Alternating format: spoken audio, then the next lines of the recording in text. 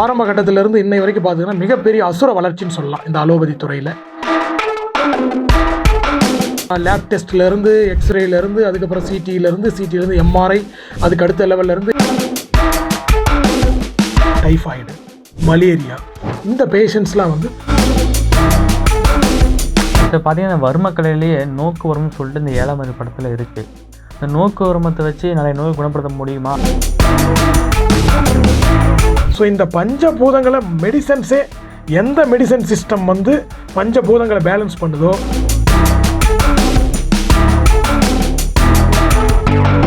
எல்லோருக்கும் வணக்கம். இந்த வேடையில் மருத்துவம் எவ்வளோ வளர்ந்துருச்சுங்க. சரி, மருத்துவம் தான் வளர்ந்துருச்சுன்னு பார்த்தா அது டெக்னாலஜி இன்னும் பயங்கரமாக வளர்ந்துருச்சு. சரி, டெக்னாலஜி தான் வளர்ந்துருச்சு, நோயாச்சும் குறைன்னு பார்த்தா அதுவும் இல்லை, இன்னும் நோய் இன்க்ரீஸ் ஆகிட்டு தான் இருக்குது. எந்த நோய்க்கு எந்த மருத்துவத்தை அணுகுன்னு சொல்லிட்டு இங்கே யாரும் சரியான அவேர்னஸ் கிடையாது. அதனால் பார்த்தீங்கன்னா தெரியாமல் மருத்துவத்தை போய் நிறைய ப்ராப்ளம்ஸை ஃபேஸ் பண்ணுறாங்க. ஒரு எந்த நோய்க்கு எந்த மருத்துவத்தை அணுகுன்னு சொல்லிட்டு இந்த டாப்பிக்கை பற்றின தெளிவான விளக்கத்தை நம்ம டாக்டர் மனோஜ் சார்கிட்ட கேட்டு தெரிஞ்சிக்க போகிறோம். குறிப்பாக ஏன் இவர்கிட்ட மட்டும் கேட்டு தெரிஞ்சுக்கின்னு பார்த்தீங்கன்னா, இவர் ஃபார்மசி முடிச்சிருக்காரு, அக்யூபஞ்சர் அண்டு எலக்ட்ரோபாத் பண்ணிட்டாரு, அப்புறம் சித்தா, ஆயுர்வேதம், நேச்சுரோபதி, ஹோமியோபதியில் படிக்கிற ஸ்டூடெண்ட்டுக்கு ஒரு கிளாஸ் எடுத்துகிட்டு இருக்காரு. வாங்க, உங்களுக்கு இருக்கிற சந்தேகங்களை என் மூலியமாக அவர்கிட்ட கேட்டு தெரிஞ்சுக்கலாம். வணக்கம் சார். வணக்கம். நிறைய மருத்துவ முறைகள் வளர்ந்துருக்குது நம்ம நாட்டில். அது என்ன மாதிரி மருத்துவ முறை இருக்குது, அதை பற்றி டீட்டெயிலாக சொன்னீங்கன்னா பரவாயில்ல. ஸோ நம்ம நாட்டில் பொறுத்த வரைக்கும், இந்தியாவை பொறுத்த வரைக்கும் நிறைய மருத்துவ முறைகள் டெவலப் ஆகிருக்கு. WHO ஏற்கனவே 150க்கும் மேற்பட்ட மருத்துவங்களை என்ன பண்ணியிருக்காங்க, ரெகக்னைஸ் பண்ணியிருக்காங்க. இந்தியாவில்னு பார்த்தோம்னா ஸ்பெசிஃபிக்காக இன்றைக்கி ஒரு குறிப்பிட்ட மருத்துவ முறைகள் தான் மக்கள் வந்து நாடி போகிறாங்க இல்லையா.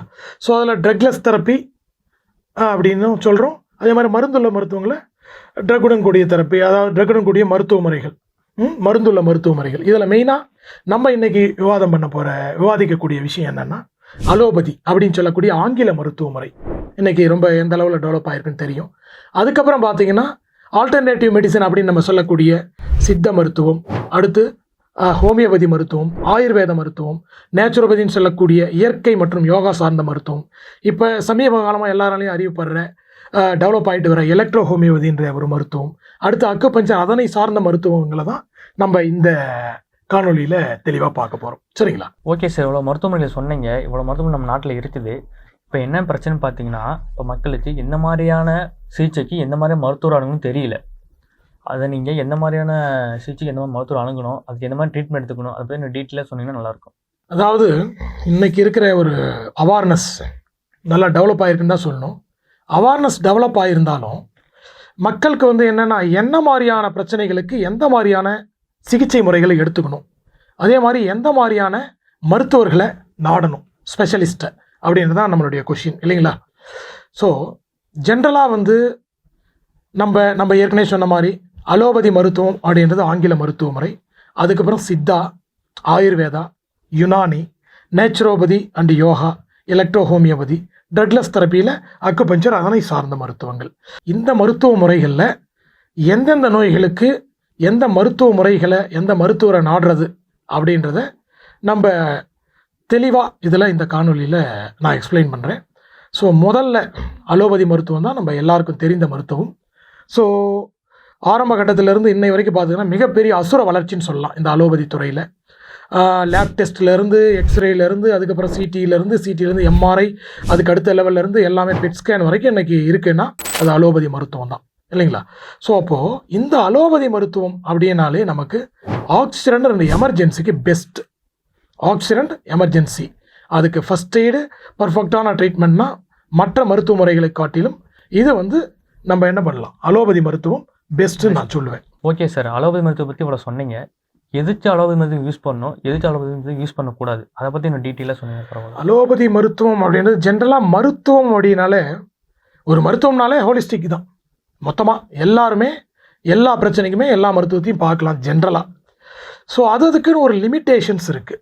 அந்த லிமிட்டேஷன்ஸ் தான் நம்ம மருத்துவத்தில் எந்த பிரச்சனைக்கு யார் எங்கே போனால் சரியாகும் அப்படின்றத நிர்ணயிக்குது.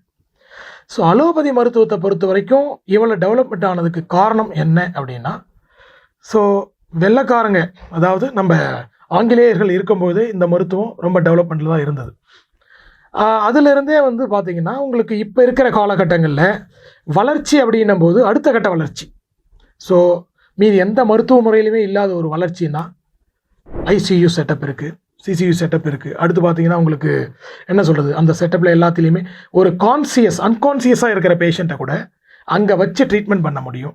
ஒரு நீர்ச்சத்து குறைபாடால் மயக்கம் வந்துடுது, வெளவெளன்னு இருக்குன்னுலாம் சொல்கிறாங்க இல்லையா.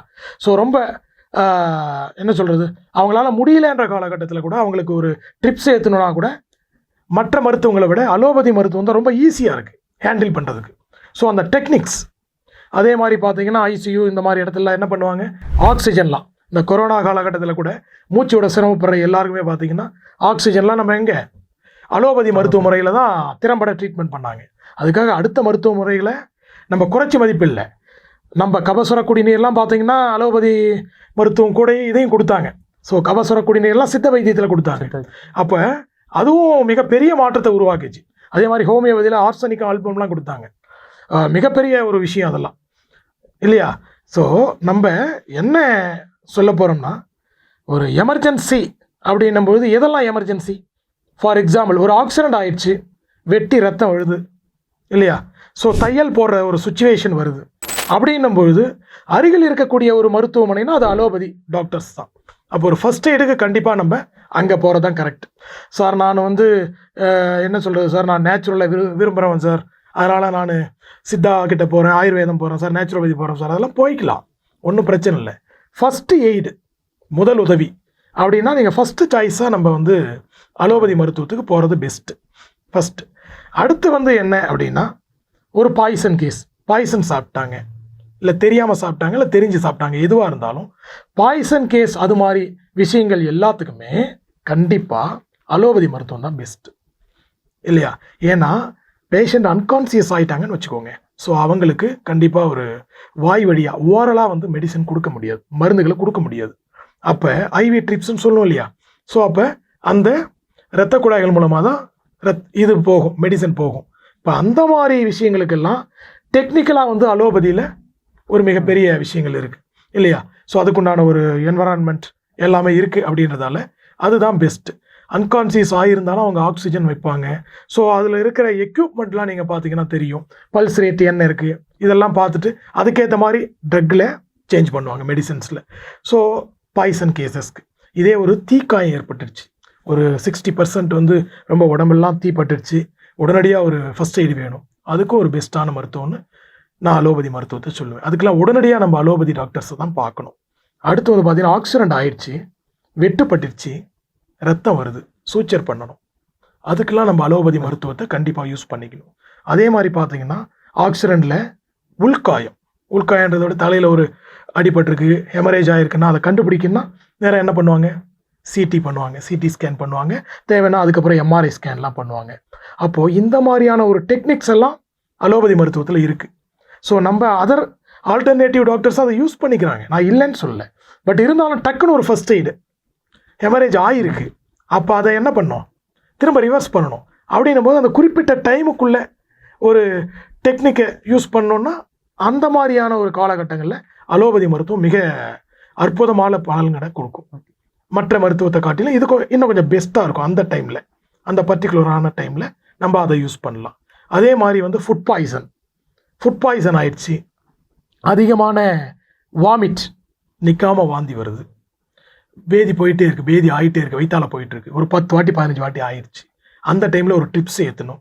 ஸோ அதே மாதிரி அதுக்கு ஒரு ஆன்டிபயோட்டிக் கொடுக்கணும். இந்த மாதிரியான சுச்சுவேஷன்ஸ் எல்லாத்துலேயுமே கண்டிப்பாக அலோபதி மருத்துவம் பெஸ்ட்டாக இருக்கும். அதே மாதிரி நம்ம இன்ஃபெக்டட் அதாவது கம்யூனிகபிள் டிசீஸ் சொல்லுவோம் ஆங்கிலத்தில், அதாவது வெளியிலிருந்து பரவுறது, இல்லை நீர் மூலமாக இல்லை ஒருத்தர் மூலயமா கம்யூனிகபிள், அந்த மாதிரி நோய்களுக்கு ஃபார் எக்ஸாம்பிள் டைஃபாய்டு, மலேரியா, இந்த பேஷண்ட்ஸ்லாம் கண்டினியூவாக ஒரு குறிப்பிட்ட நாள் ஆன்டிபயோட்டிக் போடணும். ரெண்டாவது நீர்ச்சத்து ரொம்ப கம்மியாயிடுச்சுன்னா நம்ம ஓரலாக சாப்பிடவும் முடியாது.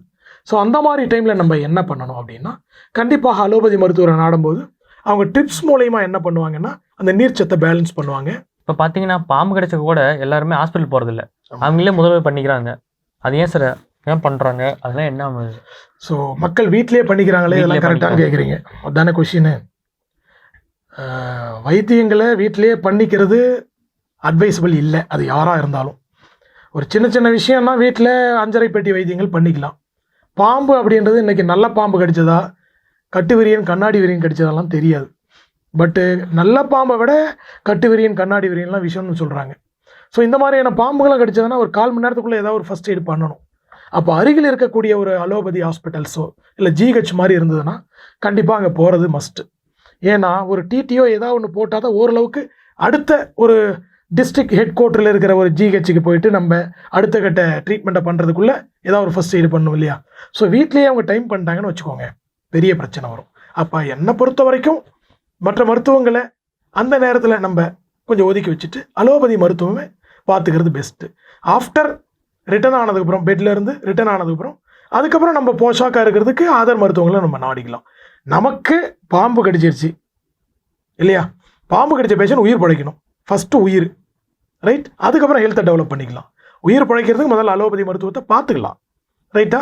அதுக்கப்புறம் நம்ம போஷாக்காக இருக்கிறதுக்கு உணவு மருத்துவம், உணவு நேச்சுரோபதி, ஸோ ஹோமியோபதி, சித்தா, ஆயுர்வேதான்னு நம்ம யாரை வேணாலும் பார்த்துக்கலாம். ஃபஸ்ட்டு மஸ்ட் உயிர் இல்லையா? அப்போ ஃபஸ்ட் எய்டுக்கு அலோபதி மருத்துவம் இதில் பெஸ்ட்டு. ஓகே சார், இப்போ அலோபதி மருத்துவ பற்றி இவ்வளோ சொன்னீங்க. இப்போ இவ்வளோ தெரிஞ்சும் எல்லாமே ஆல்டர்னேட்டிவ் மருத்துவ பற்றி தானே போகிறாங்க. சித்த மருத்துவம் போகிறாங்க, அக்யூபஞ்சர் போகிறாங்க, அது ஏன் போகிறாங்க? ரைட், நல்ல கொஷின் தான். இன்றைக்கி ஆல்டர்னேட்டிவ் மெடிசன் டெவலப் ஆனதுக்கு நிறைய ரீசன்ஸ் இருக்குது. அதில் ஃபஸ்ட்டு ரீசன் என்னென்னா, அலோபதி மருத்துவம் ஒரு குறிப்பிட்ட காலங்கள் எடுத்தால் சைடு எஃபெக்ட் வரும் அப்படின்ற ஒரு விஷயம் எல்லாருக்கிட்டையுமே பரவலாக இருக்குது. ஸோ இதில் நான் மக்களுக்கு என்ன சொல்கிறேன்னா, எந்த ஒரு மருந்து இருக்கிற மருத்துவமே குறிப்பிட்ட நாளுக்கு மேலே எடுத்தால் ஒரு சைடு எஃபெக்ட் வரதான் செய்யும். எல்லா மருந்துகளையுமே ஒரு குறிப்பிட்ட சைடு எஃபெக்ட் இருக்குது. அதில் அலோபதி மருத்துவத்தில் கெமிக்கல்ஸ் நேச்சுராக இருக்கிறதால கண்டிப்பாக சைடு எஃபெக்ட்ஸ் வரும், நான் இல்லைன்னு சொல்லலை. இப்போது ஃபார் எக்ஸாம்பிள் ஒரு 5 நாள் ஆன்டிபயோட்டிக் எழுதி கொடுக்குறாங்கன்னா அது 5 நாளும் கரெக்டாக சாப்பிட்டுட்டிங்கன்னு வச்சுக்கோங்க, ஆன்டிபயோட்டிக் ரெசிஸ்டன்ட் அப்படின்ற ஒரு விஷயம் மக்களுக்கு வராது. அப்படி வராமல் இருந்ததுன்னா சைடு எஃபெக்ட் பெருசாக வராது. 2 நாள் சாப்பிடுவாங்க, நோய் சரியானோடனே விட்டுருவாங்க. இப்போ அடுத்த வாட்டி அதே ஆன்டிபயோட்டிக்கை டாக்டர் எழுதினார்னா அது ரெசிஸ்டன்ட் ஆயிடுச்சுன்னா அது கேட்காது. அப்போ நம்ம மக்கள் என்ன சொல்லுவாங்கன்னா, அலோபதி மருத்துவத்துக்கு போனேன் அது கேட்கலன்னுவாங்க. பட் ஆன்டிபயோட்டிக் ரெசிஸ்டன்ட் அப்படின்ற ஒரு விஷயம் வந்து மீதி மருத்துவத்தில் அந்த மாதிரி ஒரு பெரிய ரெசிஸ்டன்ட் கிடையாது. அப்படியே இருக்குனாலும் அதுக்கு மாற்று மருந்துகள் நிறைய இருக்குது.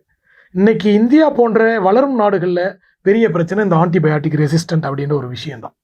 புரியுதுங்களா?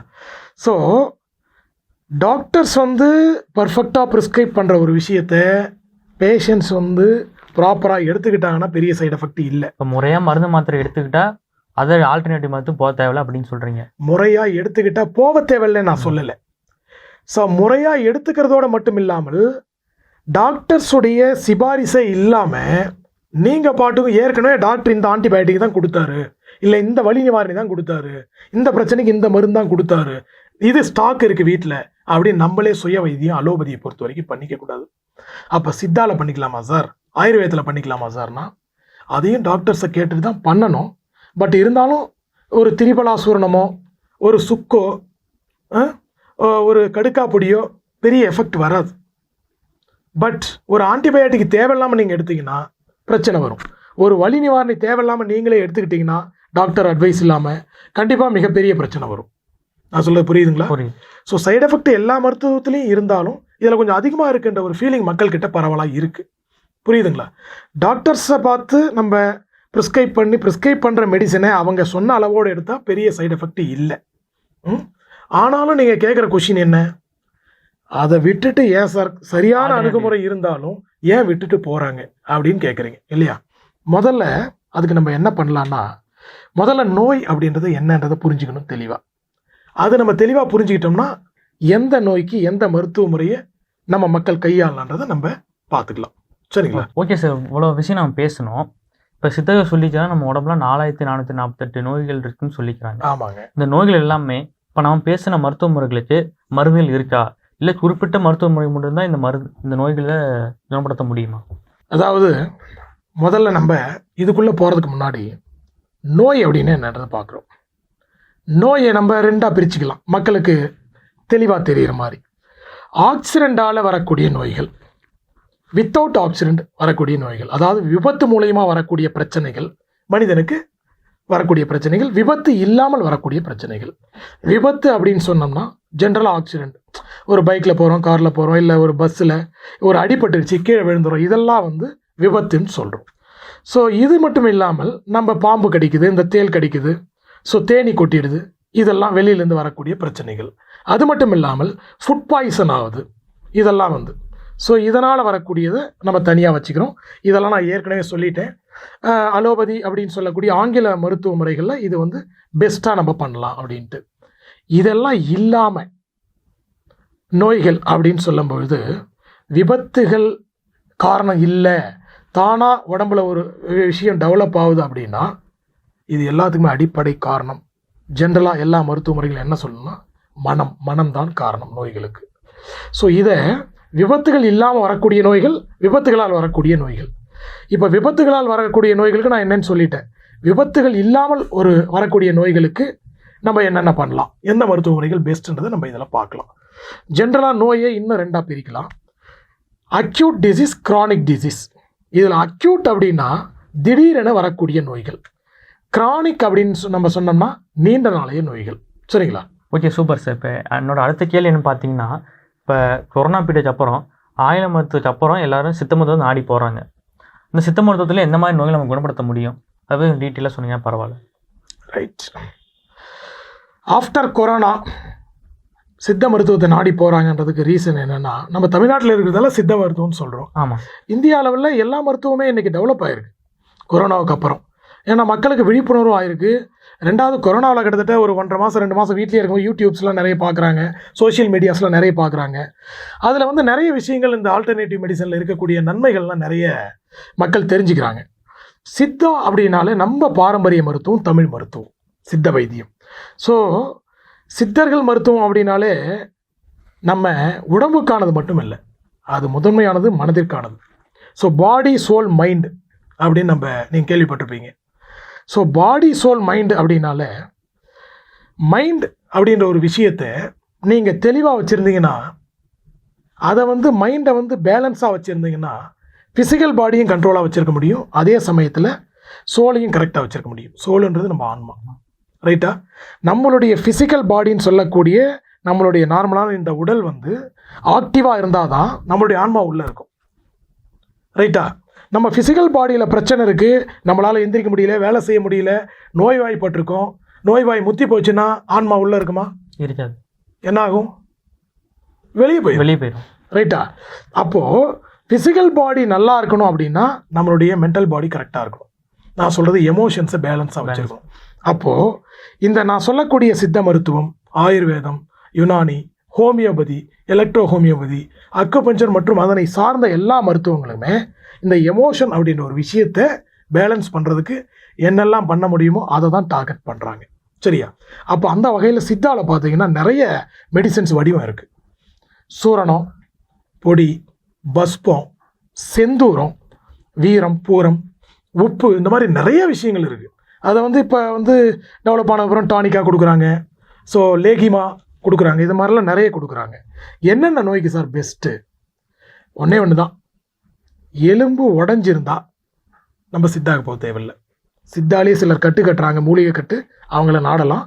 பட் எலும்பு முறிஞ்சிருக்கு, உடஞ்சிருக்கு, ஆக்சிடெண்ட் ஆகி வெட்டுப்பட்டிருக்கு, இது மாதிரி இந்த விபத்து காயங்கள், ஃபுட் பாய்சன் இருக்குது அப்படின்னும் போது எமர்ஜென்சிக்கு நம்ம அலோபதிக்கு போயிட்டு அதுக்கப்புறம் மீதி வேறு ஏதாவது ரெக்கவரி தேவை அப்படின்ற விஷயத்துக்கு நம்ம சித்த மருத்துவத்தை நாடலாம்.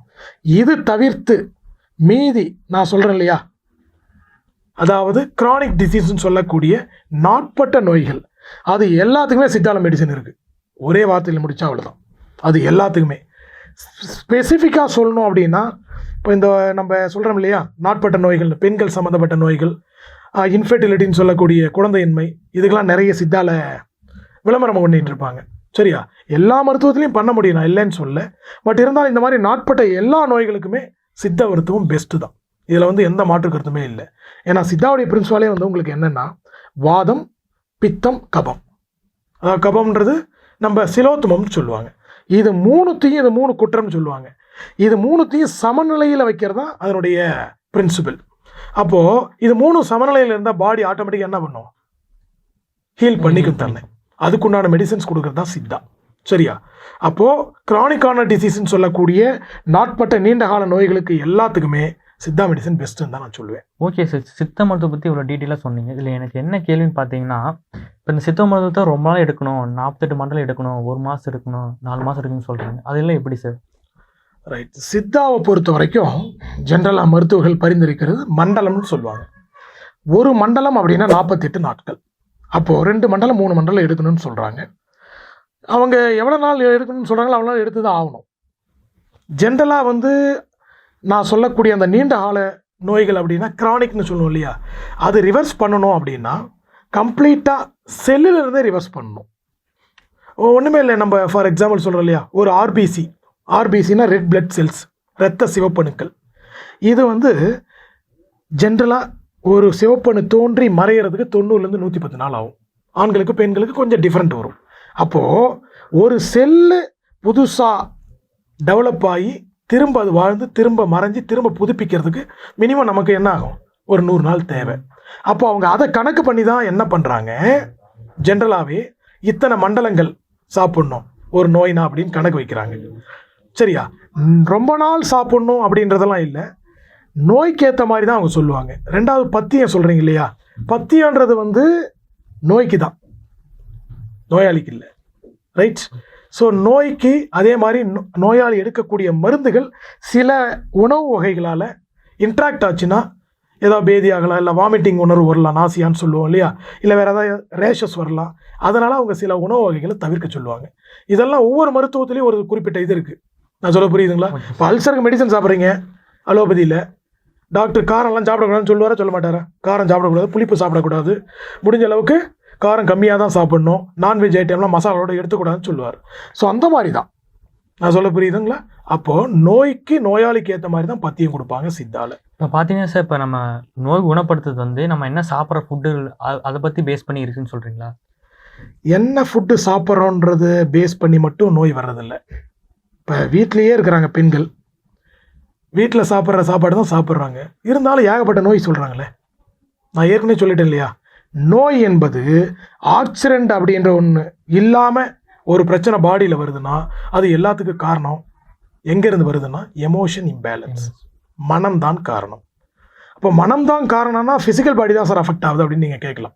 வெளியில் அந்த ஃபிசிக்கலாக வெளியே இண்டிகேட் பண்ணுது இல்லையா, அது வந்து ஒன் ஆஃப் தி இண்டிகேட்டர், அவ்வளோதான். இண்டிகேட்டர்னா என்ன, இங்கே வலிக்குதுன்னா கை வலிக்குதுன்னு காட்டும், ஆனால் பிரச்சனை இங்கே இல்லை. அப்போ கை வலிக்குதுன்னா பிரச்சனை வேற எங்கேயும் இருக்குது. எந்த எமோஷனலாக கை வலிக்குதுன்னு நம்ம பார்க்கணும். புரியுதுங்களா? அப்போ அதனுடைய மூலம் எங்கே இருக்கோ அதுக்கு தான் நம்ம ட்ரீட்மெண்ட் கொடுக்கணும். ஸோ சித்த வைத்தியம் அந்த மூலத்துக்கு தான் ட்ரீட்மெண்ட் கொடுக்குது. மூலம்னா நான் சொல்கிறது ரூட் காஸ். சரிங்களா? இப்போ நம்ம மனம் வந்து இந்த சமநிலையை தவறும் போது தான் இந்த நோயெல்லாம் வருதுன்னு சொல்கிறீங்க. ஆமாம், மனம் சமநிலையை தவறும் போது எமோஷன் இம்பேலன்ஸ் ஆகுது. எமோஷன் இம்பேலன்ஸ் ஆகும்போது ஹார்மோன்ஸ் இம்பேலன்ஸ் ஆகும். ஹார்மோன்ஸ் தான் ரத்தத்தில் கலந்து நோயை குணப்படுத்தக்கூடிய மிகப்பெரிய டூல். அப்போ அந்த டூலில் பிரச்சனை வரும்போது கண்டிப்பாக பிரச்சனைகள் வரும். சார், இந்த வர்மக்கலைன்னு சொல்கிறாங்களே, இப்போ இந்தியன் படத்தை கூட பார்த்தோம், இந்த வர்மக்கலை வந்து சித்தமருந்தோட சேர்ந்ததா, அதை எப்படி யூஸ் பண்ணுறாங்க ரொம்ப டீட்டெயிலாக சொன்னீங்கன்னா பரவாயில்ல. சரி, வர்மக்கலை அப்படின்றது வந்து சித்த மருத்துவத்தோடு சேர்ந்தது தான். அதாவது சித்தாவில் மெடிசன்ஸ் வந்து பார்த்திங்கன்னா இன்டர்னல் உள்ளே கொடுக்குறோம், வெளியே பிரயோகப்படுத்தக்கூடிய ஒரு அற்புதமான ஒரு கலை தான் வர்மக்கலை. ஸோ இந்த வர்மக்கலையிலிருந்து தான் அக்குபஞ்சர் மருத்துவமே டெவலப் ஆச்சுன்றதுக்கு கூட வரலாறு உண்டு. சரிங்களா? இந்த வர்ம முறையில் வந்து நம்ம குணப்படுத்தக்கூடிய நோய்கள் அப்படின்னு சொன்னால் ஏராளமாக சொல்லிகிட்டே போகலாம். நான் சொல்ல புரியுதுங்களா? ஸோ இதில் வர்மத்தில் வந்து ஒடிவு முறிவுன்ற விஷயத்தில் கூட கட்டான போன்ஸை கூட கட்டி ரெடி பண்ணிடுறாங்க. அப்பேற்பட்ட ஒரு பழம்பெரும் மருத்துவ முறை தான் நம்ம வர்மக்கலை. ஸோ அதில் குணப்படுத்த முடியாது அப்படின்லாம் நம்ம பட்டியலிட்டு சொல்ல முடியாது. மேக்சிமம் எல்லா விஷயத்துக்குமே நம்ம வர்மக்கலையை நாடலாம். சரிங்களா? ஆக்சிடெண்ட் ஆகி கோமாவில் இருக்காங்க, இல்லை ரத்தம் போயிட்டுருக்கு, அந்த மாதிரியான கண்டிஷனுக்கு வர்மா வேண்டாம். ரெண்டாவது கேன்சர் பேஷண்ட்டு, ஆட்டோமின் டிசீஸ்க்கெலாம் நம்ம வர்மக்கலையை மேக்சிமம் யூஸ் பண்ணுறதில்ல. மற்றபடி வர்மாவை ஸ்பெசிஃபிக்காக யாரெல்லாம் யூஸ் பண்ணலாம், என்ன மாதிரியான பேஷண்ட்ஸ் யூஸ் பண்ணலான்னா வலி நிவாரணத்துக்கு மிகச்சிறந்த அற்புதமான ஒரு தெரப்பி வர்மா. அதை மட்டும் மக்கள் மைண்டில் வச்சுக்கணும். சார், பார்த்தீங்கன்னா வர்மக்கலையிலேயே நோக்கு வர்மம்னு சொல்லிட்டு இந்த 7 படத்தில் இருக்குது. இந்த நோக்கு வர்மத்தை வச்சு நிறைய நோய் குணப்படுத்த முடியுமா அப்படின்னு சில கேள்விகள் இருக்குது. அதுக்கப்புறம் பார்த்தீங்கன்னா இந்த நெகட்டிவ் தாட்டு இதில் இருக்குது, நோக்கு வர்மம் வச்சு வசியம் பண்ணுறாங்க அப்படின்னு சொல்லிட்டு ஒரு நெகட்டிவ் தாட் இருக்குது. இதனால தான் யாருக்கும் பேசுறது இல்லை, வறுமை கிளைக்கு வரது இல்லையா? நோக்குவர்மம் அப்படின்றது பார்த்தீங்கன்னா வர்மக்கலையில் ஒரு பிரிவு. இந்த நோக்குவர்மம் இப்போ பண்ணுறதெல்லாம் ரொம்ப குறைவு. அந்த மாதிரி மருத்துவர்கள் இப்போ பெருசாக இல்லை. ரெண்டாவது, இதுதான் நம்ம சயின்ஸில் வந்து மெஸ்மரிசம், ஹிப்னாட்டிசம் அப்படின்னு சொல்கிறோம் சயின்டிஃபிக்காக. இப்போ இருக்கிற மருத்துவர்கள் அதுக்கு ஒரு சில செஷன்ஸ் கொடுக்குறாங்க, சில மருந்துகளும் கொடுத்து பண்ணுறாங்க. நோக்குவர்மம் அப்படின்றத வச்சு நல்லது பண்ணலாம். வசியம் பண்ணுறாங்கன்னா இப்போ இருக்கிற, நான் தான் சொன்னேன், இப்போ யாரும் அந்த அளவுக்கு அதை பண்ணுறதில்ல. ரெண்டாவது, வர்மத்தை பொறுத்த வரைக்கும் பெண்கள் ஏன் வர்றதில்லை, மேக்சிமம் கம்மியாக வராங்க அப்படின்னா வர்மக்கலையில் கொஞ்சம் அழுத்தம் அதிகமாக இருக்கும். புரியுதுங்களா? அதே சமயத்தில் ஒரு சில விஷயங்கள் பெண்களுக்கு வர்மம்னா கொஞ்சம் அழுத்தமாக கொடுப்பாங்க, நமக்கு வலிக்கும் அப்படின்ற ஒரு தாட் இருக்குது. அதனால தான் பெண்கள் வந்து சாஃப்ட்வேராக கொஞ்சம் லைக் பண்ணுறாங்க. அதனால் ஆண்களை காட்டிலும் பெண்கள் வர்மாக வர்றது குறைவு, அவ்வளோதானே ஒழிய. மற்றபடி ரிசல்ட் ஓரியன்டட்னு பார்த்தீங்கன்னா வர்மக்கலை ரொம்ப பெஸ்ட்டான ஒரு தெரப்பி தான். நோக்கு வர்மமும் அதில் உட்பிரிவு, அதுவும் ஒரு நல்ல ஒரு கலை தான். பட் அது இப்போ யாரும் பெருசாக பண்ணுறதில்லை, அவ்வளோதான். Okay sir. இப்போ இதை தாண்டி பார்த்தீங்கன்னா சித்த மருத்துவத்தில் என்னென்ன உட்பிரிவுகள் இருக்குது, அதை பற்றி நீங்கள் சொன்னால் பரவாயில்ல. ரைட். அதாவது சித்த மருத்துவத்துன்னு சொன்னோம்னா சொல்லிக்கிட்டே போகலாம், அது பல நாள் சொல்லலாம். பட் இருந்தாலும் ஸ்பெஷலாக மசாஜ் எல்லாம் பண்ணுவாங்க, வர்ம மசாஜ் எல்லாம் சித்தாவில் ரொம்ப அற்புதமான ஒரு விஷயம்.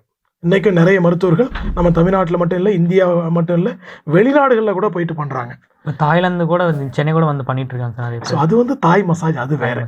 இது வந்து பார்த்தீங்கன்னா ட்ரெடிஷ்னலாக நம்ம சித்த மருத்துவர்கள் பாரம்பரியமாக பண்ணக்கூடிய சித்தா மருத்துவர்கள், அதாவது பட்டதாரி மருத்துவர்கள், பாரம்பரிய மருத்துவர்கள், இவங்க எல்லாமே ரொம்ப அற்புதமாக வர்ம மருத்துவத்திலேயே வந்து வர்ம மசாஜ் எல்லாம் பண்ணுறாங்க. அதில் நிறைய விஷயங்கள் இருக்குது. நான் சொல்ல போகிறீங்களா? தடவல் முறை, இந்த மாதிரி நிறைய விஷயங்கள் இருக்குது. பட் இருந்தாலும் மசாஜ்னு சொன்னால் பொதுமக்களுக்கு புரியுன்றதால சொல்கிறேன், ஜென்ரல் மசாஜ். அது பண்ணதால நோய்கள் குணமாகுமா சார்? இல்லை, கண்டிப்பாக நோய் குணமாகிறதுக்கு தானே இந்த மாதிரி விஷயங்கள்லாம் பண்ணுறாங்க. சித்தானா சித்தா மெடிசன் லேட் எடுக்குன்னு சொல்கிறாங்க, லேட்டாகவும் சொல்கிறாங்க. அப்படிலாம் ஒன்றும் இல்லை, அது நம்ம தேர்ந்தெடுக்கக்கூடிய மருத்துவர்களை பொறுத்து தான். மருத்துவத்தை பொறுத்து. மருத்துவம் எப்பயுமே உயர்ந்தது தான், அதில் வந்து எந்த மாற்றமும் கிடையாது. எல்லா மருத்துவமும் உயர்ந்தது தான். நம்ம தேர்ந்தெடுக்கக்கூடிய மருத்துவர்களை பொறுத்து, அதே மாதிரி அவங்க சொல்கிற முறைகளை நம்ம கடைபிடிக்கிறத பொறுத்து தான் நம்மளுடைய நோயோட தீவிரம் வந்து குறையிறதும் குறையாததும் இருக்குது. Okay sir. சித்த மருத்துவத்தை பற்றி இப்போ டீட்டெயிலாக பார்த்தோம். அடுத்து பார்த்தீங்கன்னா ஆயுர்வேத மருத்துவம். இந்த ஆயுர்வேத மருத்துவத்தில் என்ன மாதிரியான நோய்களுக்கு இந்த ஆயுர்வேத மருத்துவம் போய் நாடணும், அது டீட்டெயிலாக சொன்னீங்கன்னா பரவாயில்ல. ரைட். ஆயுர்வேத மருத்துவம் அப்படின்றது நம்ம இந்தியாவுடைய பாரம்பரிய மருத்துவம். எப்படி தமிழ்நாட்டினுடைய பாரம்பரிய மருத்துவம் சித்தாவோ, ஆயுர்வேதம் அப்படின்றது இந்தியாவுடைய பாரம்பரிய மருத்துவம். இதுலேயும் நான் சித்தாவில் சொன்ன மாதிரியே தான், நீண்ட நாட்கள் நாட்பட்ட நோய்களுக்கு மிக அற்புதமான ஒரு மருத்துவம் கண்டிப்பாக ஆயுர்வேத மருத்துவமும் கூட. ஓகே, இதே இன்றைக்கி நிறைய சிறப்பு வடிவில் வந்துருச்சு, பொடி வடிவில், லேகியம் வடிவில், அதே மாதிரி நிறைய டிஃப்ரெண்ட்டான வடிவில் வந்திருக்கு. ஸோ குழந்தைங்கள்லாம் கொஞ்சம் நல்லா இனிப்பாக சாப்பிடணும்னு சொல்கிறாங்க, அவங்கள டானிக்ஸ் மாதிரிலாம் ஆயுர்வேதத்தில் இன்றைக்கி டெவலப் ஆகி வந்திருக்கு. ஆயுர்வேதத்தில் சித்த மருத்துவத்தில் எப்படி வந்து நீண்ட நாட்பட்ட நோய்களுக்கு சிகிச்சை அளிக்கிறோமோ அந்த மாதிரி மருந்துகள் இருக்குது. அதை தாண்டி இப்போ நான் சித்தாவில் சொன்னேன் இல்லையா, சித்தா உள் medicine, internal, external medicine, external therapy அப்படின்னா வர்மாவை சொன்னேன். அதே மாதிரி ஆயுர்வேதத்துலேயும் பஞ்சகர்மான்னு இருக்குது, அது வந்து வெளியில், அதில் தான் அந்த ஆயில் மசாஜ் பண்ணுறது. ஸோ நீங்கள் இதில் பார்த்துருவீங்களே, யூடியூப் எல்லாத்துலையும் பார்த்துருவீங்களே, மேலே வந்து அந்த எண்ணெய், இதை அந்த நெத்தி பொட்டில் வந்து அதெல்லாம் வந்து மனநலம் சம்மந்தப்பட்ட பிரச்சனைகளுக்கு, அந்த தூக்கமின்மைக்கு, இந்த மாதிரி பிரச்சனைகளுக்கு கொடுக்கக்கூடிய விஷயம். ஸோ கிழி கொடுப்பாங்க, அதெல்லாம் வந்து இந்த ஒத்தடம் கொடுக்கறது. ஆஃப்டர் எப்படி சார் சரியாகுது மேலே வந்து ஆயில்? அதுதான் இந்த மனநலம் சம்மந்தப்பட்ட பிரச்சனைகளுக்கு அதுக்குண்டான ஹெர்பல்ஸ் எல்லாம் என்ன பண்ணுவாங்க, எண்ணெயில் காய்ச்சி அதை வந்து என்ன பண்ணுவாங்க, தலை சார்ந்த விஷயங்களுக்கு விடும்போது மனம் சார்ந்த பிரச்சனைகளுக்கு மட்டுமல்ல, ஸோ உடல் சார்ந்த ஃபிசிக்கல் ஆக்டிவிட்டியை அது இம்ப்ரூவ் பண்ணும். அது சீக்கிரமாக ரெக்கவர் ஆகும்னு சொல்கிறாங்க சார். இல்லை, சீக்கிரமாக எல்லா மருத்துவமே ரெக்கவர் ஆகும். நான் தான் சொல்லணேன், இது நோயாளியினுடைய வயது, நோயாளியுடைய எமோஷன் பேலன்ஸ், மனம், அடுத்து மருத்துவருக்கு கொடுக்கக்கூடிய மருந்து, இதை ஃபாலோ பண்ணுற விதம், அது இல்லாமல் அவங்க எடுத்துக்கக்கூடிய உணவு அப்படின்ற ஒரு விஷயம் இருக்குது. இது எல்லாம் சேர்ந்து தான் ஒரு மனுஷனை குணப்படுத்தும். ஸோ இது எல்லாத்த விட நோயாளிக்கு நம்பிக்கை வேணும், பேஷண்ட்ஸுக்கு நம்பிக்கை, டாக்டர் மேலே ஒரு ட்ரஸ்ட் வேணும், அந்த மருத்துவம் மேலே ஒரு ட்ரஸ்ட் வேணும். இதெல்லாம் சேர்ந்து தான் குணப்படுத்தும். வெறும் மருந்து மாத்திரைகள், வெறும் மருத்துவர் மட்டுமே ஒரு நோயாளி குணப்படுத்த முடியாது இல்லையா? Okay sir. சித்த ஆயுர்வேதம் பற்றி பார்த்தோம். அடுத்து பார்த்தீங்கன்னா ஹோமியோபதி. ஹோமியோபதி பார்த்தீங்கன்னா இந்தியா ஃபுல்லாக ரொம்ப பாப்புலராக போயிட்டுருக்கு. அது மருந்தெல்லாம் பார்த்தீங்கன்னு வச்சுங்க, ஜெல்லி மாதிரி மிட்டாய் மாதிரி கொடுத்து சாப்பிட சொல்லுவாங்க. அதாவது ஜவ்வரிசி மிட்டாய் மாதிரி பார்த்துருக்கீங்களா? அது என்ன மாதிரி எஃபெக்டிவாக இருக்குது? ஸோ ஹோமியோபதி மருத்துவம் அப்படின்னா இன்று உலக அளவில் ஏற்றுக்கொள்ளப்பட்ட மருத்துவத்தில் ஹோமியோபதியும் ஒரு மருத்துவம், இந்தியாவில் ரெகக்னைஸ் ஆன ஒரு மருத்துவம். ஹோமியோபதி நான் இப்போ சொன்னேன் இல்லையா, எமோஷன் தான் ஒரு மனிதனுக்கு நோய்களை உருவாக்குது அப்படின்னு.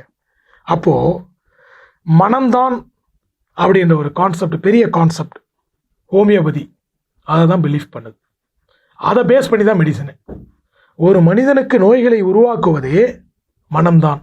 அப்போ அந்த மனதிற்கு ஒத்த மருந்துகளை கொடுத்தாதான் டிசீஸ் ரிவர்ஸ் ஆகும், நோய் வந்து கம்ப்ளீட்டாக சரியாகும் அப்படின்ற கான்செப்ட் தான். இதில் மேக்ஸிமம் காம்பினேஷன் மெடிசன்ஸ்லாம் வந்துருச்சு. இன்றைக்கி பேட்டர்ன் மெடிசன் சொல்லக்கூடிய காம்பினேஷன்ஸ் எல்லாம் வந்துருச்சு. பட் இருந்தாலும் என்னுடைய சஜஷன் என்னென்னா, சிமிலி கியூரண்டர்னு சொல்லுவோம். ஒத்த மருந்து ஒத்த வேலையை செய்யும் அப்படின்றது நீங்கள் கேள்விப்பட்டிருப்பீங்க. அப்போது ஹோமியோபதியை பொறுத்த வரைக்கும் கிளாசிக்கல் ஹோமியோபதி சிங்கிள் மெடிசன் கொடுக்கக்கூடிய மருத்துவர்கள் மிக சிறப்பாக நோயை ரிவர்ஸ் பண்ணுறாங்க. ஸோ காம்பினேஷன்ஸும் ரிவர்ஸ் பண்ணது நான் இல்லைன்னு சொல்ல. பட் இருந்தாலும் இந்த சிங்கிள் ரெமடின்றது பார்த்தீங்கன்னா அனுபவபூர்வமாக நான் பார்த்த உண்மை. பேஷண்ட்ஸ்லாம் வந்து வேறு சில பிரச்சனைக்கு வரும்போது ஹோமியோபதியெலாம் இது எடுத்து சரியாச்சுன்னு சொல்லும்போது நான் கேட்பேன். அதெல்லாம் அது கேட்கும்போது அவங்க சொல்லுவாங்க, இந்த மாதிரியான மெடிசன் கொடுத்தாங்க, குளோபல்ஸில் தான் போட்டு கொடுத்தாங்க, 15 நாளைக்கு ஒரு வாட்டி தான் ஒரு டோஸ், இல்லை வாரத்துக்கு ஒரு வாட்டி தான் ஒரு டோஸ், ஒரு 5 மிட்டாய் மாதிரி கொடுத்தாங்க சார், ஜவ்வரிசி மிட்டாய் மாதிரின்னு சொல்லுவாங்க. அதுவே அந்த அளவுக்கு எஃபெக்டா அப்படின்னும் போது அந்த அளவு எஃபெக்டிவாக வேலை பார்க்குது. அதுதான் வந்து ரிசல்ட். ஹோமியோபதியை பொறுத்த வரைக்கும் நான் இப்போ சொன்னேன் எமோஷனல் இம்பேலன்ஸ், அந்த எமோஷன்ஸை பேலன்ஸ் பண்ணுறதன் மூலயமா நோய்களை கம்ப்ளீட்டாக ரிவர்ஸ் பண்ணுவோம் அப்படின்னு தான் அதனுடைய கான்செப்ட். ஓகே சரிங்களா? நான் எல்லா மருத்துவத்துக்கும் இதுதான் பொதுவானது. ஆனால் மற்ற மருத்துவங்களை விட ஹோமியோபதியில் ரொம்ப பிலீவ் பண்ணுறது இந்த மனதை வந்து என்ன சொல்கிறது, எமோஷன்ஸை பேலன்ஸ் பண்ணணும். ஓகே அப்படின்ற கான்செப்ட். சரிங்களா? Okay super sir. பார்த்தீங்கன்னா சார் ஹோமியோபதியிலேயே பார்த்தீங்கன்னா இப்போ ஃப்ளவர் மெடிசன் சொல்கிறாங்க, பயோ மெடிசன் சொல்கிறாங்க, அது டீட்டெயிலாக சொன்னீங்கன்னா பரவாயில்ல. Flower medicine and bio medicine, bio chemic அப்படின்னு சொல்லுவோம் ஹோமியோபதியில், ஃப்ளவர் மெடிசன் சொல்லுவாங்க. அதாவது ஃப்ளவர் மெடிசன்றது வந்து நேச்சுராகவே வந்து உங்களுக்கு மைண்டு தான். அதில் ஃபிசிக்கல்ன்ற வார்த்தைக்கு இடம் இல்லை. மைண்டு, அந்த மைண்டை நீங்கள் பர்ஃபெக்டாக வச்சுக்கிட்டா ஃபிசிக்கல் பாடி திரும்ப என்ன ஆகும், ரிவர்ஸ் ஆகும், பர்ஃபெக்ட் ஆகிடும் அப்படின்னு தான் அதனுடைய கான்செப்டு. ஸோ அதில் வீரியம்லாம் கிடையாது, ஹோமியோபதி மாதிரி வீரியம் கிடையாது. ஹோமியோபதியில் எக்ஸ்னு வீரியம் போயிட்டே இருக்கும். ஸோ இப்போ 1mலாம் கொடுக்குறாங்கன்னு வச்சுங்க சில மருந்துகள், 15 நாள்லேருந்து 1 மாதத்துக்கு அந்த ஒரு டோஸே போதுன்னுவாங்க. மலர் மருந்துகள் அப்படி கிடையாது, டெய்லியுமே எடுத்துக்கலாம், இத்தனை ட்ராப்ஸ் இல்லை இத்தனை குளோபல்ஸ்னு எடுத்துக்கலாம். ஸோ மிக அருமையான மருந்துகள் தான், அதில் மாற்றமே கிடையாது. சைடு எஃபெக்ட் எதுவும் வராது சார்? சைடு எஃபெக்ட் அப்படின்றதெல்லாம் ஒன்றும் கிடையாது. ஸோ எல்லாமே ஆல்கஹாலில் வந்து அவங்க மருந்துகளை வீரியம் பண்ணுறதே வந்து ஆல்கஹால் தான், பியூர். ஸோ அது வந்து என்னென்னா 10-20 வருஷம் ஆனாலும் அது அப்படியே தான் அதோடைய வீரியம் இருக்கும். சூப்பர். நீங்கள் 5 வருஷம் கழித்து அதில் ஒரு 5 சொட்டு போட்டு சாப்பிட்டாலும் அதோடைய வீரியம் அப்படியே தான் இருக்கும், அதில் மாற்றமே கிடையாது. அதே மாதிரி தான் குளோபல்ஸில் போட்டு வச்சுருந்தாலும் அதை டைட்டாக கண்டெய்னரில் போட்டு வச்சுருந்தோம்னா பர்ஃபெக்டாக இருக்கும். எந்த அளவுக்கு நீங்கள் ப்ரிசர்வ் கரெக்டாக பண்ணுறீங்களோ அந்த அளவுக்கு அதனுடைய வீரியம் மாறவே மாறாது. பயோ கெமிக்னு சொன்னீங்க இல்லையா, அந்த பயோ கெமிக்னா என்னென்னா, சுஸ்லர் அப்படின்ற ஒரு ஹானிமனுக்கு அப்புறம் இந்த விஷயத்தை கண்டுபிடிச்சார். ஹானிமன் தான் ஹோமியோபதியுடைய ஃபவுண்டர், சாமுவேல் ஹானிமன். இவர் என்ன பண்ணுறாருன்னா, உடம்புல 12 தாது உப்புக்கள் அவசியம், இந்த 12 தாது உப்புகளுடைய இம்பேலன்ஸ் தான் நோய் அப்படின்னார். அதை வந்து உப்பாக்கி ஒரு குறிப்பிட்ட அந்த இதில் வந்து சின்ன மாத்திரை சொன்னீங்களே சப்பி சாப்பிட்ற மாதிரி, அதில் வந்து ட்ரைச்சுரேட் பண்ணி அதில் வந்து ஒரு 3x 6x 12x இந்த மாதிரி வீரியம் பண்ணி கொடுத்துருக்காரு. எந்த சைடு எஃபெக்ட்டும் பெருசாக கிடையாது. ஸோ தாராளமாக மக்கள் எடுத்துக்கலாம். மெயினாக வந்து அக்ரிவேஷன் ஆகாது இந்த பயோகெமிக் மெடிசனில். மிக அற்புதமான மருந்துகள் தான், அதில் மாற்றுக்கிறதே கிடையாது. Okay sir. இப்போ சித்த மருத்துவம் பார்த்தோம், ஆயுர்வேதம் பார்த்தோம், ஹோமியோபதியும் பார்த்துட்டோம். இப்போ அடுத்து பார்த்தீங்கன்னு வச்சுங்களேன், யுனானி நேச்சுரோபதின்னு சொல்லிட்டு இப்போ மருத்துவமனையில் இப்போ இருக்குது. இந்த மண்குளிதாங்கிறது யோகாவில் இருக்குது. அதை பற்றி இது சொன்னீங்கன்னா பரவாயில்ல. அதாவது யுனானி மருத்துவம் அப்படின்றதும் நம்ம சித்த மருத்துவம் ஆயுர்வேத மருத்துவம் மாதிரி அது ஒரு மருத்துவம். பெரும்பாலும் இஸ்லாம் நாடுகளில் டெவலப் ஆன மருத்துவம். ஸோ அதுலேயும் இந்த மாதிரியான நிறைய விஷயங்கள் இருக்குது. க்ரானிக் டிசீஸ்ன்னு சொல்லக்கூடிய நீண்ட நாட்களாக இருக்கக்கூடிய நோய்களுக்கு யுனானி மருத்துவம் பெஸ்ட்டு தான், அதில் மாற்றுக்கிறது இல்லை. அது இங்கே பரவலாக தமிழ்நாட்டில் நிறைய மருத்துவர்கள் அதில் இல்லை அப்படின்றதால மக்கள் அதுக்கு போகக்கூடியது ரொம்ப கம்மி. சரியா? மிகச்சிறந்த மருத்துவமாக அதில் மாற்று கருத்து எதுவும் கிடையாது. சார் அது என்ன மாதிரியா டிசீஸ்க்கு அந்த மருத்துவம் அதான் நீண்ட நாளைய நோய்கள்னு சொல்லக்கூடிய ஆக்சிஜன் எமர்ஜென்சி இல்லாமல் மீதி இருக்கக்கூடிய எல்லா நோய்களுக்குமே யுனானி மருத்துவம் கொடுக்கலாம். இயற்கை மருத்துவம் கேட்டிருக்கீங்க. இயற்கை மருத்துவம் நேச்சுரோபதி. ஸோ இன்னைக்கு நிறைய நேச்சுரோபதி நாடி போகிறதுக்கு காரணம் ட்ரக்லெஸ் தெரப்பி. அதில் நிறைய தெரப்பிகள் வருது இல்லையா? ஸோ இந்த மண் குளியல், வாழை இலை குளியல் அப்படின்ற நேச்சுரல் டீடாக்சிஃபையர், இதெல்லாம் அது நேச்சுரலாக பாடியில் இருக்கக்கூடிய கழிவுகளை நீக்கக்கூடிய தெரப்பிகள் இதில் நிறைய இருக்குது. ஸ்டீம் பாத்து, இந்த மாதிரி நிறைய விஷயங்கள். அது மட்டும் இல்லாமல் உணவு மருத்துவம் முதல்ல மெயினாக. ஸோ ஒரு 10 நாள் ஹாஸ்பிட்டலில் தங்க வச்சாங்கன்னா ஃபுல்லாகவே இயற்கையான உணவுகள் மட்டும் கொடுத்து அதன் மூலயமா டைஜஸ்டிவ் சிஸ்டத்தை ஒழுங்குபடுத்தி, ஸோ இனிமா போன்ற டீடாக்சிஃபிகேஷன் சொல்லக்கூடிய அந்த மாதிரியான டெக்னிக்ஸ்லாம் யூஸ் பண்ணி குடலை சுத்தம் பண்ணுவாங்க. ஸோ குடல் சுத்தமே உடல் சுத்தம் அப்படின்னு கேள்விப்பட்டிருக்கீங்க இல்லையா?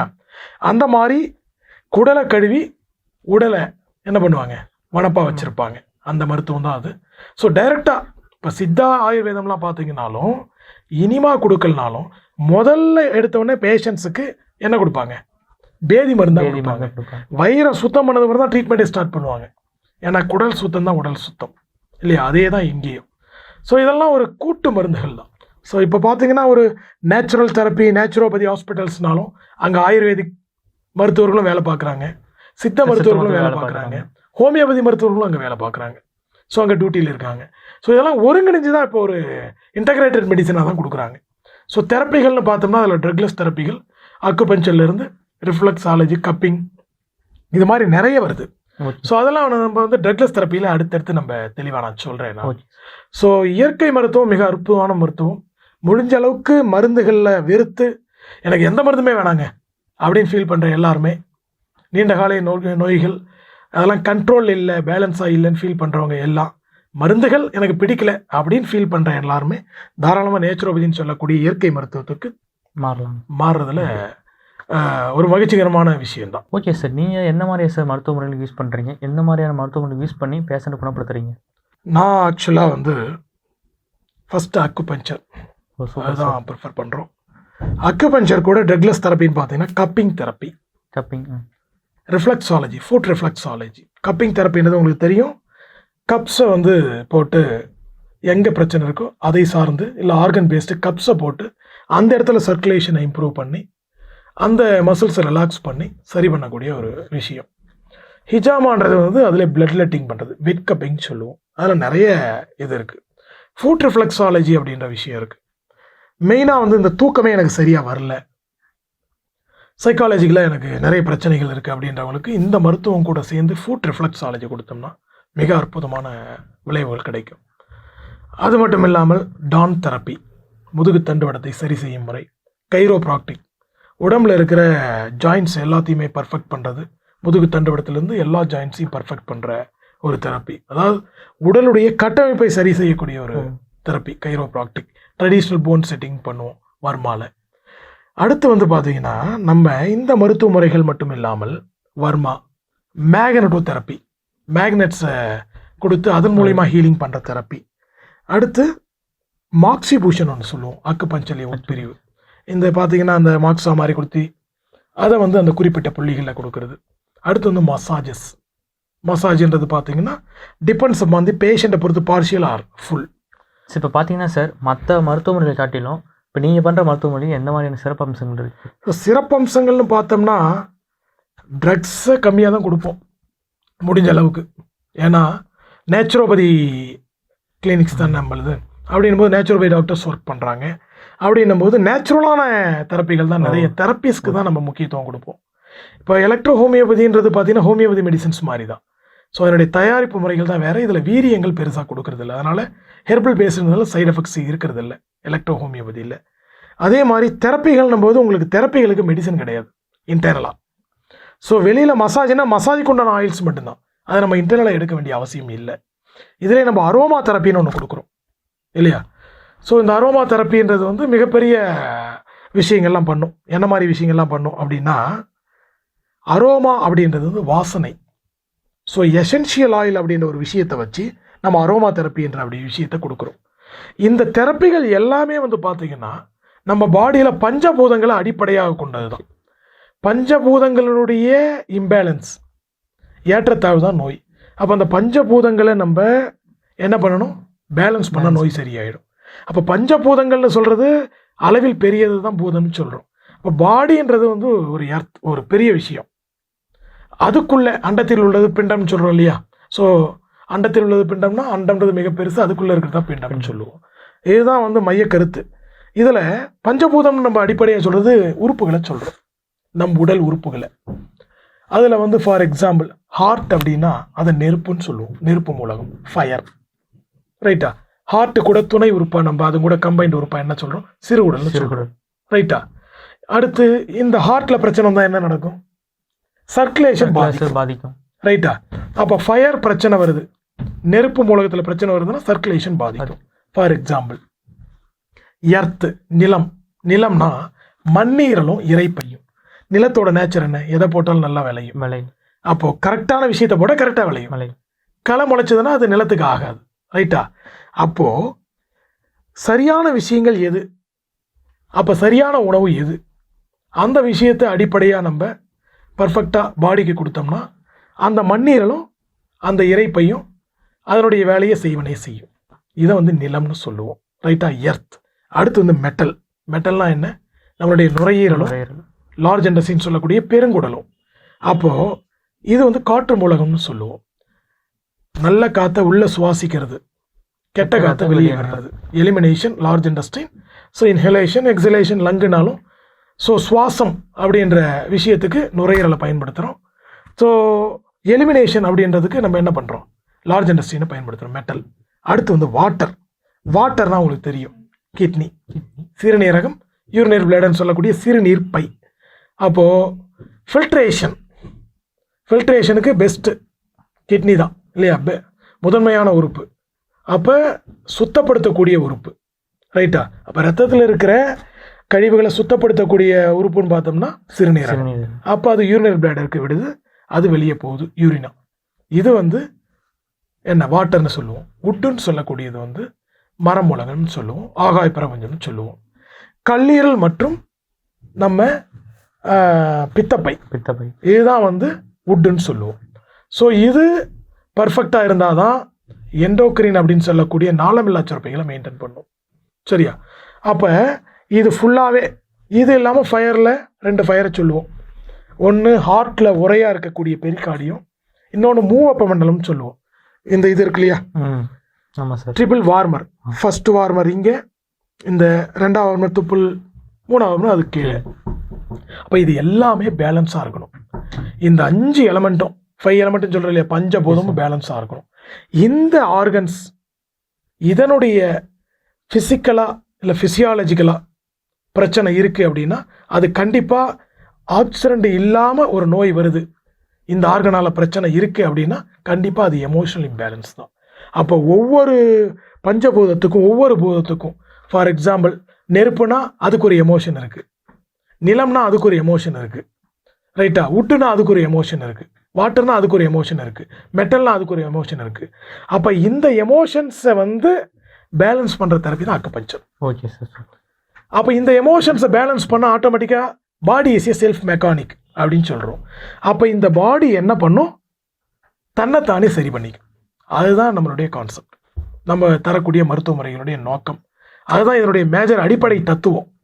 அக்குபஞ்சர் பார்த்தீங்கன்னா வச்சுங்களேன், எல்லா இடத்துலையும் குத்த முடியுமா, இல்லை ஒரு இடத்துல குத்த பேசிக்க குத்தினா மட்டும்தான் இந்த ஹார்ட்டு? ரைட். அதாவது நம்ம அக்குபஞ்சர்னா உங்களுக்கு தெரியும், பல்ஸ் பார்க்குறது இல்லையா? அதே மாதிரி நாக்கு பார்ப்போம், காது பார்ப்போம், அவனுடைய சிம்டம் கேட்போம், எல்லாத்தையும் ஜட்ஜ்மெண்ட் பண்ணி ஃபைனலாக வந்து அதுக்குண்டான புள்ளிகள் நம்ம தேர்ந்தெடுக்கிறோம். அந்த புள்ளிகளில் நீடி போடும்போது, அதாவது நேயர்களுக்கு புரிகிற மாதிரி சொல்லணும்னா, இப்போது உங்களை நான் டச் பண்ணுறேன் அப்படின்னா, நான் டச் பண்ணுறேன்றது உங்கள் பிரெயின் சொல்லுது ஒருத்தர் உங்களை டச் பண்ணார் அப்படின்னு. ரைட்டா? அப்போ இது புற நரம்பு மண்டலம், பெரிஃபெரல் நர்வஸ் சிஸ்டம் சொல்லுவோம். இது என்ன பண்ணுதுன்னா, இங்கே டச் பண்ண உடனே தண்டோட வழியாக மைய நரம்புன்னு சொல்லக்கூடிய மத்திய நரம்பு மண்டலம் வழியாக போயிட்டு பிரெயினுக்கு உங்களை யாரும் டச் பண்ணுறாங்க அப்படின்றது சொல்லுவோம். டச் பண்ண உடனே நீங்கள் என்ன பண்ணுவீங்க? ரெஸ்பான்ஸ் பண்ணுவீங்க. அப்போது இது வந்து மேலே போகிறது இன்ஃபர்மேஷன், அஃபரண்ட்னு சொல்லுவோம். பிரெயின்லேருந்து உங்களுக்கு கீழே வர்றது எஃபரண்ட்னு சொல்லுவோம், கமாண்ட். அதுதான் ரெஸ்பான்ஸ். அதுதான் அக்குபஞ்சரில் நீடில் பண்ணும்போது அந்த குறிப்பிட்ட நர்வோஸை வந்து ஸ்டிமுலேட் பண்ணி விடுறோம். நரம்புல ஊசி குத்தலை, நான் சொல்ல புரியுதுங்களா? நரம்புல ஊசி குத்தலை. நம்ம ஊசி சொருகிறது வந்து ஸ்கின் லேயர் அண்ட் ஆல்சோ மசில்ஸில் தான்.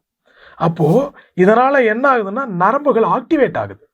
நர்வஸ் சிஸ்டம் ஆக்டிவேட் ஆனதுக்கப்புறம் அது என்ன பண்ணுதுன்னா ஹார்மோன் சிஸ்டத்தை ஆக்டிவேட் பண்ணும்.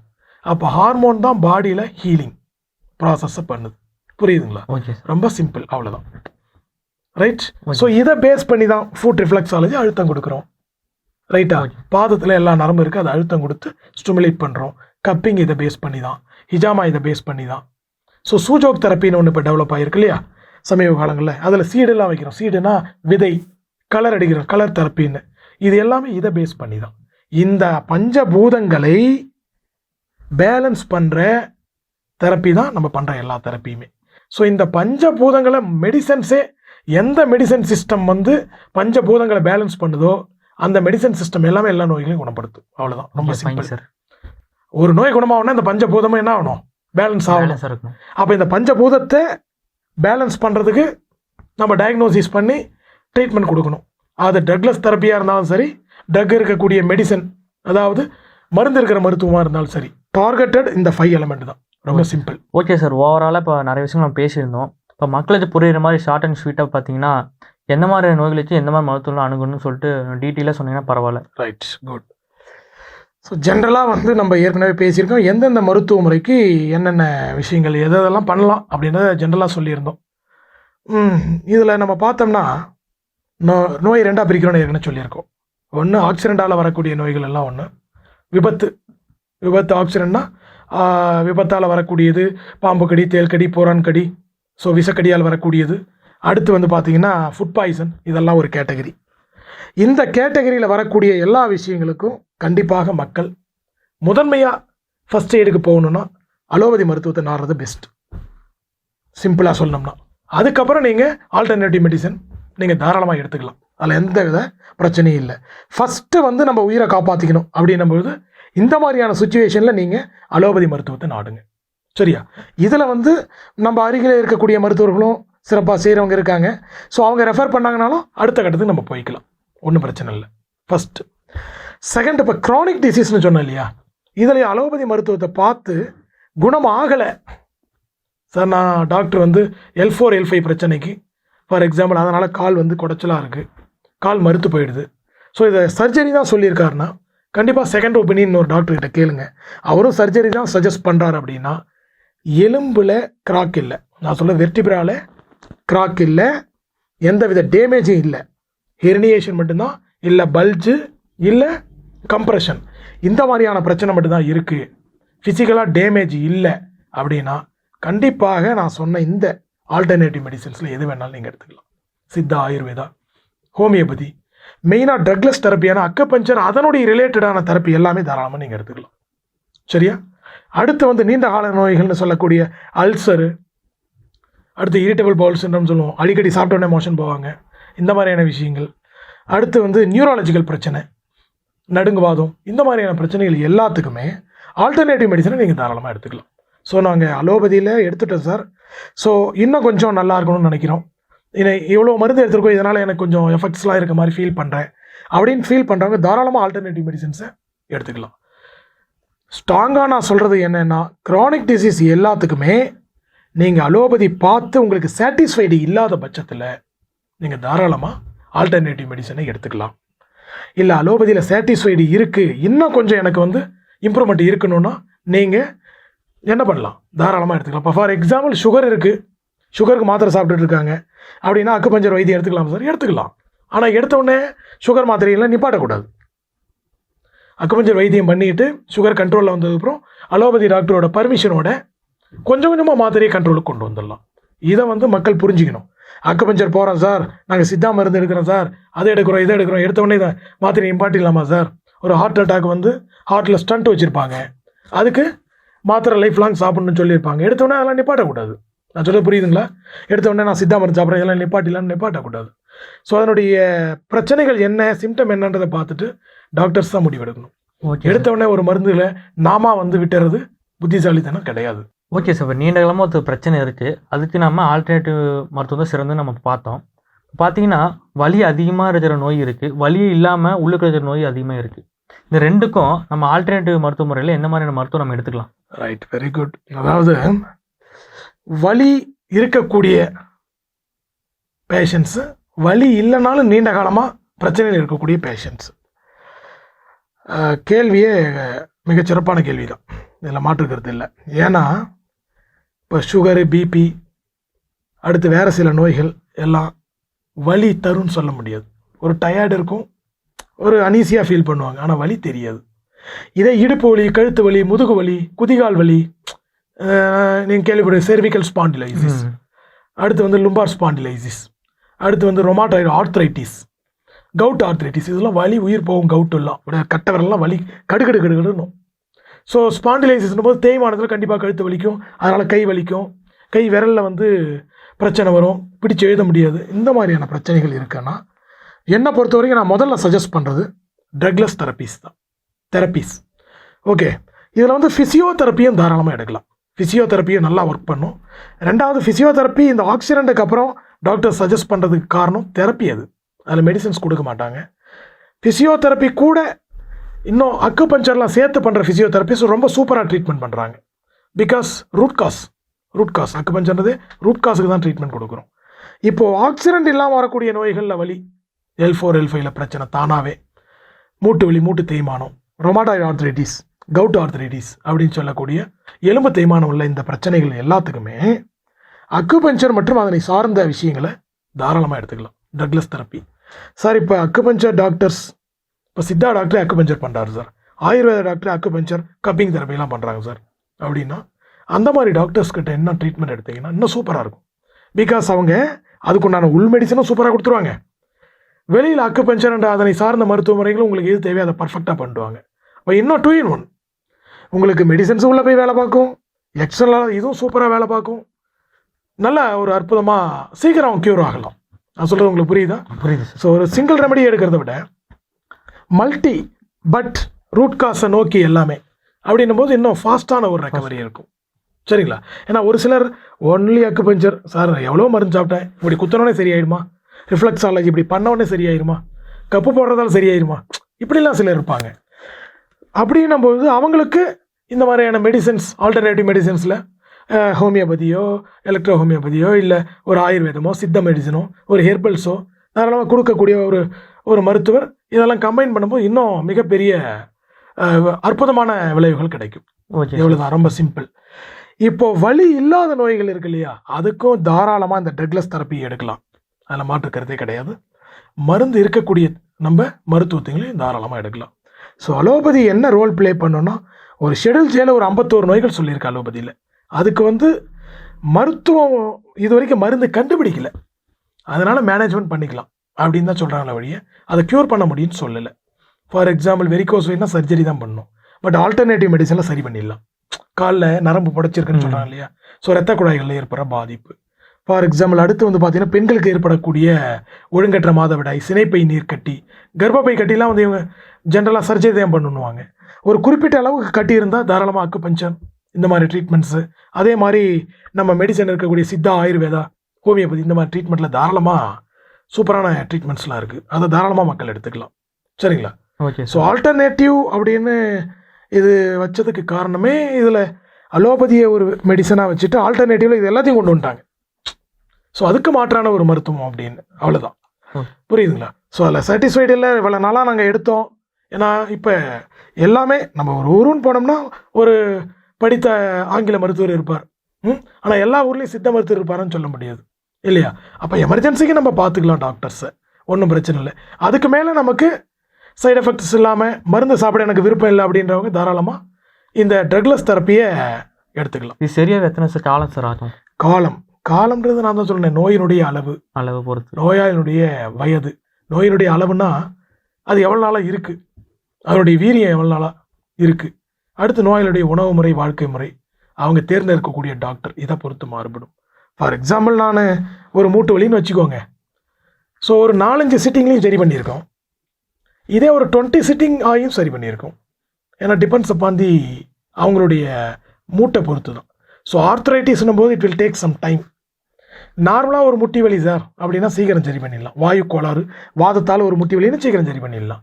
L4 L5 பிரச்சனை, டிஸ்க் பல்ஜு, இதெல்லாம் ஒரு 3-4 சிட்டிங்கில் ஃப்ரீ ஆயிரும். பட் அதனுடைய ரூட் காசை ரிவர்ஸ் பண்ணுறதுக்கு it will take some time.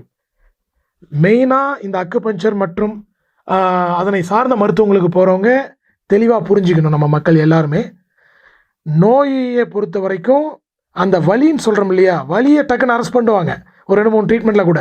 ஆனால் அந்த வலியோட ரூட் காஸ்ன்னு இருக்கு இல்லையா, அந்த ஆணிவேர், அதை ரிவர்ஸ் பண்ணுறதுக்கு டைம் ஆகும். அப்போ டாக்டர் சொல்கிற வரைக்கும் போகணும். ஓகே சார், புரியுதுங்களா? இப்போ சித்தா ஆயுர்வேதம் எல்லாமே அதை பேஸ் பண்ணி தான். பட் அதெல்லாம் வந்து உள் மெடிசன் இருந்தாலும் வீட்டிலேயே சாப்பிட்டுக்கிறோம். இது வந்து எக்ஸ்டர்னல் மெடிசன்ற போது கொஞ்சம் என்ன பண்ணணும், மெனக்கெட்டு தான் ஆகணும். இப்போ மெனக்கிறவங்க எல்லாருமே கண்டிப்பாக தாராளமாக இந்த மாதிரி மருத்துவங்களை எடுத்துக்கலாம். ஏன்னா எல்லாருக்குமே மருந்து சாப்பிட்றது பிடிக்காது, மருந்து எடுத்துக்கிறது எல்லாத்துக்குமே பிடிக்காது. மருந்து எனக்கு 2வது தாங்க, மருந்து இல்லாமல் அப்படின்னு சொல்கிற எல்லாருக்குமே இது வந்து பெஸ்ட் சாய்ஸாக இருக்கும். ஓகே சார், அக்குபஞ்சர் மற்றும் அதனை சார்ந்த மருத்துவங்கள் பெஸ்ட் சாய்ஸாக இருக்கும். Okay sir. இப்போ இவ்வளோ விஷயம் பேசணும். இப்போ நீங்களும் ஒரு கிளினிக் வச்சுருக்கீங்க, உங்கள் கிளினிக்லேயே எந்த மாதிரி ஃபெசிலிட்டி இருக்குது, பேஷண்ட்டை நீங்கள் எந்த மாதிரி ட்ரீட் பண்ணுறீங்க? ஸோ நம்ம இப்போது திருவண்ணாமலை அண்டு சேலமில் கிளினிக் இருக்குது. ஸோ என்னுடைய நேட்டிவில் ஃப்ரீயாக இருக்கும்போது பார்க்குறேன். மெயினாக இந்த 2 கிளினிக்லேயும் நான் இல்லாதப்போ நம்ம டாக்டர்ஸ் இருப்பாங்க, நேச்சுரோபதி டாக்டர்ஸ் இருப்பாங்க. நம்ம கிளினிக்கில் வந்து பார்த்தீங்கன்னா மெயினாக அக்குபஞ்சர், அதனை சார்ந்த மருத்துவங்கள், ஃபுட் ரிஃப்ளெக்ஸாலஜி, ஹிஜாமா தெரப்பி, கப்பிங் தெரப்பி, அதில் moxibustion, magneto therapy, so chiropractic அப்படின்னு சொல்லக்கூடிய traditional bone setting method, so Varma, அடுத்து டான் தெரப்பி, இந்த மாதிரி நிறைய சிகிச்சைகள் கொடுக்குறோம். அதே மாதிரி அரோமா தெரப்பி, நான் ஏற்கனவே அரோமா தெரப்பி பற்றி சொன்னேன். ஸோ அந்த வாசனையை ஸ்மெல் பண்ணுறதன் மூலயமா அவங்க எலமெண்ட்டை பேலன்ஸ் பண்ணுறது, அவங்களுடைய பஞ்சபூத எலமெண்ட்டு, அதாவது பஞ்சபூதம் நான் சொன்னேன் இல்லையா, அதுதான் எலமெண்ட்டுன்னு சொல்லுவோம். ஸோ அதை பேலன்ஸ் பண்ணுறது. நான் ஏற்கனவே சொல்லிட்டேன், நோய் அப்படின்றது பஞ்சபூதங்களின் ஏற்றத்தாழ்வு அப்படின்னு. அப்போ அதை பேலன்ஸ் பண்ணால் நோய் சரியாயிடும், அவ்வளோதான், சிம்பிள். அது எவ்வளோ நாளில் சரியாகுதுன்றது நம்ம கையில் தான் இருக்குது, பேஷண்ட் கையில் தான் இருக்குது. சரியா? இதில் வந்து நம்ம இயற்கையாக வந்து வந்த உடனே நேச்சுரோபதி ட்ரீட்மெண்ட் தான் முதல்ல ஸ்டார்ட் பண்ண சொல்லுவோம். ஸோ குடலில் சுத்தம் பண்ணுறது, கிட்னி பேலன்ஸ், கிட்னியை கிளென்ஸ் பண்ணுறது, லங்கை கிளென்ஸ் பண்ணுறது, அடுத்து வந்து பார்த்திங்கன்னா டோட்டலாக ஸ்கின்னை கிளென்ஸ் பண்ணுறது, அடுத்து வந்து லிவரை கிளென்ஸ் பண்ணுறது. அது மட்டும் இல்லாமல் உங்களுக்கு டோட்டலாகவே வந்து meditation, Mudra, yoga, so simple exercise இதெல்லாம் சொல்லி கொடுத்துருவாங்க. அதுக்கப்புறம் தான் மெல்ல மெல்ல ட்ரீட்மெண்ட்டு கொஞ்சம் கொஞ்சமாக ஸ்டார்ட் பண்ணுவோம். ஸோ க்ரானிக்காக இருக்கிற டிசீஸ்க்கு எல்லாமே it will take some time. Acute sir எழுந்தேன் சார், நடக்கும்போது எனக்கு சுளுக்கு சார் காலில், அதெல்லாம் 1 or 2 சிட்டிங்கில் சரியாயிடும். சரியா? ரொம்ப நாளாக இருக்குன்னா அதுக்கு ஒரு குறிப்பிட்ட காலம் தேவை, அவ்வளோதான், ரொம்ப சிம்பிள். இவ்வளோ காலம் தான் அப்படின்றத நிர்ணயிக்க முடியாது யாருக்குமே. பட் சரி பண்ணிடலான்றதை சொல்லலாம் நம்ம, ரைட்டா? பட் இவ்வளோ காலத்துக்குள்ளன்றது யாராலையுமே கரெக்டாக நிர்ணயிக்க முடியாது. புரியுதுங்களா? ஸோ நம்ம தலைவலியில் ஸ்டார்ட் பண்ணி மைக்ரைன், ஒத்த தலைவலி, தலை சார்ந்த பிரச்சனை, பக்கவாத சிகிச்சை, முகவாத சிகிச்சை, நுரையீரல் சம்மந்தப்பட்ட பிரச்சனை, ஃபேட்டி லிவர், கர்ப்பப்பை சம்மந்தப்பட்ட பிரச்சனைகள், பிசிஓடின்னு சொல்லுவோம். அடுத்து வந்து பார்த்திங்கன்னா யூட்ரஸ் ஃபைபராய்டு, இர்ரெகுலர் பீரியட்ஸு, அடுத்து வந்து மூட்டு வலியிலேருந்து, இடுப்பு வலியிலேருந்து, குதிகால் வலியிலேருந்து, முதுகுத்தண்டு சம்மந்தப்பட்ட எல்லா வலிகளுக்குமே மிகச்சிறப்பாக ட்ரீட்மெண்ட் நம்ம கொடுத்துட்ருக்கோம். ஓகே சார், சரிங்களா? இப்போ பார்த்தீங்கன்னா ஷார்ட்டை நிறைய விஷயம் நம்ம கேட்டு தெரிஞ்சுக்கிட்டோம். அவரும் நிறைய விஷயம் நம்மகிட்ட ஷேர் பண்ணார். அவரோட கிளினிக்கில் பார்த்தீங்கன்னா முக்கியமாக வலி நிவாரணிக்கு அதிகமாக ட்ரீட்மெண்ட் கொடுத்துட்ருக்காரு. பேக் பெயின், மூட்டு வலி, முழங்கால் வலி, குதிகால் வலி, அப்புறம் பெண்களுக்கு வர பிரச்சனைகள், அப்புறம் பார்த்திங்கன்னா தோல் நோய்கள், அப்புறம் முக்கியமாக பார்த்திங்கன்னா மனம் சார்ந்த பிரச்சனைகள், அதுக்கு சூப்பராக ட்ரீட்மெண்ட் கொடுத்துட்ருக்காரு. இதை சார்ந்த உங்களுக்கு ஏதாவது சந்தேகங்கள் இருந்தால் கீழே டிஸ்பிளே நம்பர் ஓடிட்டுருக்கு சார், நீங்கள் கான்டெக்ட் பண்ணி அவர்கிட்ட நீங்கள் கேட்டு தெரிஞ்சுக்கலாம். நன்றி, வணக்கம்.